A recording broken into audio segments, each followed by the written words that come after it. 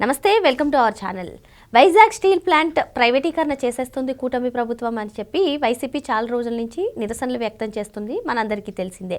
Even కేంద్ర ఉక్కు శాఖ మంత్రి అయినటువంటి కుమారస్వామి చెప్పినా వైసీపీ తన నిరసనలు వ్యక్తం చేస్తూనే ఉంది. మరి నిజంగానే ప్రైవేటీకరణ అవుతుందా? అసలు ఈరోజు పార్లమెంట్ సాక్షిగా ఏం జరిగింది తెలుసుకునే ప్రయత్నం చేద్దాం. దీన్ని విశ్లేషించడానికి మనతో పాటుగా ఉన్నారు రాంబ్రహ్మం గారు. నమస్తే. వైజాగ్ స్టీల్ ప్లాంట్ గురించి వైసీపీ నిరసనలు ధర్నాలు వ్యక్తం చేస్తున్న మాట మనకు తెలిసిందే సార్. ఈవెన్ ఉక్కు శాఖ మంత్రిగా కుమారస్వామి గారు చెప్పినా, లేదు అంటే కూటమి ప్రభుత్వం నుంచి ఎవరు చెప్పినా కూడా వైసీపీ తన తీరు మార్చుకోవట్లేదు.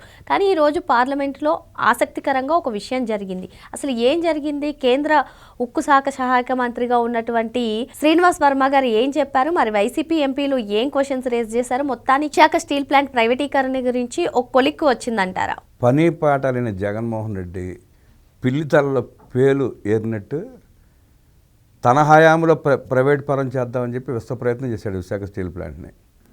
కేంద్ర ప్రభుత్వాన్ని ఆ రోజు ఒప్పించి 8,000 ఎకరాలు దాంట్లో కొట్టేసి 5,000 ఎకరాలు తనకి ఇష్టమైన కంపెనీకి ఇచ్చుకుని రాజధాని పేరట 3,000 ఎకరాలు తీసుకుని దాంట్లో ల్యాండ్ నొక్కేద్దామని చూశాడు. దాన్ని ఆ రోజు ముఖ్యమంత్రి చంద్రబాబు నాయుడు గారు, పవన్ కళ్యాణ్ గారు అడ్డుకొని దాన్ని అలా ఆపారు. విశాఖ ఉక్కు ఆంధ్రుల హక్కు, ఎంతోమంది పోరాట ఫలితమే అది. దాన్ని కూడా మొక్కలు చేసి అమ్మేసే ప్రయత్నం చేశాడు జగన్మోహన్ రెడ్డి. ఎన్నికలప్పుడే స్పష్టంగా చంద్రబాబు నాయుడు గారు, పవన్ కళ్యాణ్ గారు, లోకేష్ గారు చెప్పారు, విశాఖ ఉక్కును ప్రైవేట్ పరం కానివ్వము అని వాళ్ళు ప్రకటించి ఎన్నికల్లో ఏదైతే వాగ్దానం ఇచ్చారో ఆ వాగ్దానాన్ని అనుసరించి అధికారం చేపట్టిన వెంటనే ఆ ప్లాంట్ని నిలబెట్టే ఉద్దేశంతో ప్రభుత్వం కేంద్రంతో మాట్లాడి సుమారుగా 11,600 కోట్లు, రాష్ట్ర ప్రభుత్వం 3,000 చిల్లర కోట్లు, 15,000 కోట్ల ఆర్థిక సాయం అందించి దాన్ని నిలబెట్టి మళ్ళీ ప్రొడక్షన్ దిశగా సాగుతూ ఉంది. ఇప్పుడు అది 2 యూనిట్లు నడుస్తాయి. సుమారు 70 to 80% ప్రొడక్షన్ వస్తుంది. ఇప్పుడు ఈల్డ్ వస్తుంది. వాళ్ళ ప్రభుత్వంలో ఒక ఫర్నేస్ నడిచింది, 30-40%తో ఆగిపోయింది ప్రొడక్షన్. లాస్లోకి వెళ్ళిపోయిన యూనిట్ని మళ్ళీ లాభాల బాట పట్టిస్తున్నారు ఇప్పుడు. అలాంటి జగన్మోహన్ రెడ్డి విశాఖ గురించి మాట్లాడటం దెయ్యాలు వేదాలు వచ్చినట్టు ఉంది. ఈవెన్ ఒకనొక సందర్భంలో షర్మిల గారే చెప్పారు, అసలు విశాఖ స్టీల్ ప్లాంట్ గురించి మాట్లాడే అర్హత మీకు లేదు అంటూ జగన్మోహన్ రెడ్డిని ఉద్దేశించి ఆమె కూడా స్పష్టంగా చెప్పింది జగన్మోహన్ రెడ్డికి, విశాఖ గురించి మాట్లాడే నైతిక హక్కు నీకు లేదు జగన్ రెడ్డి, నోరు మూసి కూర్చుంటే నీకు గౌరవంగా ఉంటుంది, మాట్లాడబాగని చెప్పిన ఆయన మాట్లాడుతూనే ఉంటాడు. ఆయన మంది చేతి కూడా అట్లా మాట్లాడిస్తూ ఉంటాడు. ఆ కార్మిక సంఘాల్లో 1-2 సంఘాలు వాళ్ళ పార్టీకి అనుకూలంగా సంఘాలు అడ్డం పెట్టుకుని విషప్రచారం చేస్తా ఇంకా ప్రజల్లో అనుమానాలు రేకెత్తించే ప్రయత్నం చేస్తున్నాడు.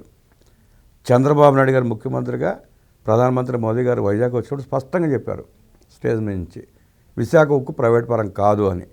పవన్ కళ్యాణ్ గారు చెప్పారు, నారా లోకేష్ చెప్పాడు, కేంద్ర ఉక్కు శాఖ మంత్రి కుమారస్వామి గారు స్పష్టంగా చెప్పారు, నేను క్యాబినెట్ నిర్ణయాన్ని ప్రకటిస్తున్నాను, విశాఖ ఉక్కు ప్రైవేట్ పరం కాదు అంటే స్పష్టం చేశాడు ఆయన.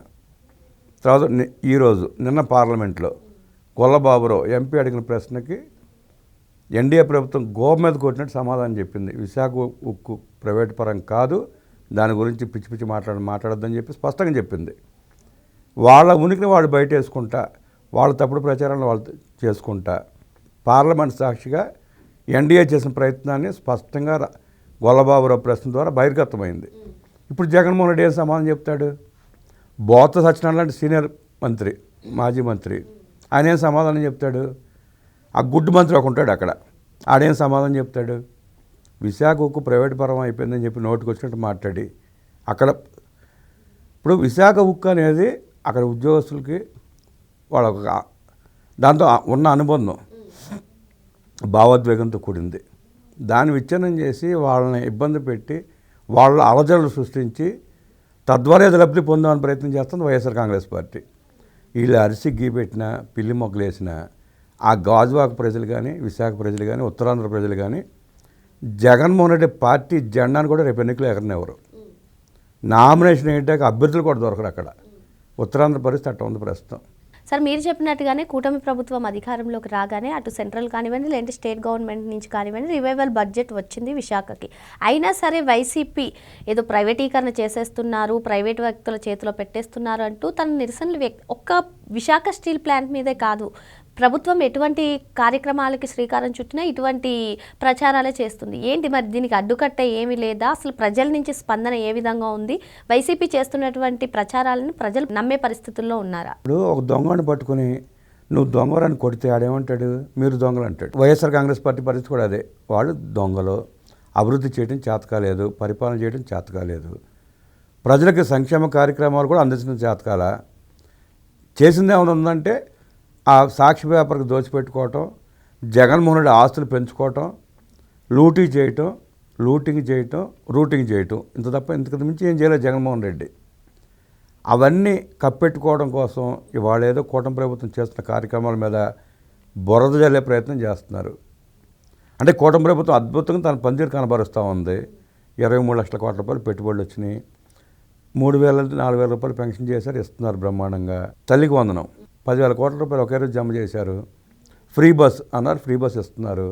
3 సిలిండర్లు అన్నారు. ఆ కార్యక్రమం దిగ్విజయంగా జరుగుతూ ఉంది. ఇంకా వాళ్ళు చేయింది ఎక్కడ?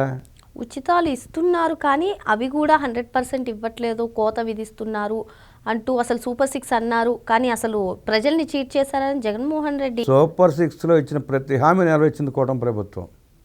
జగన్మోహన్ రెడ్డి మళ్ళీ మడం తిప్పి పారిపోలా.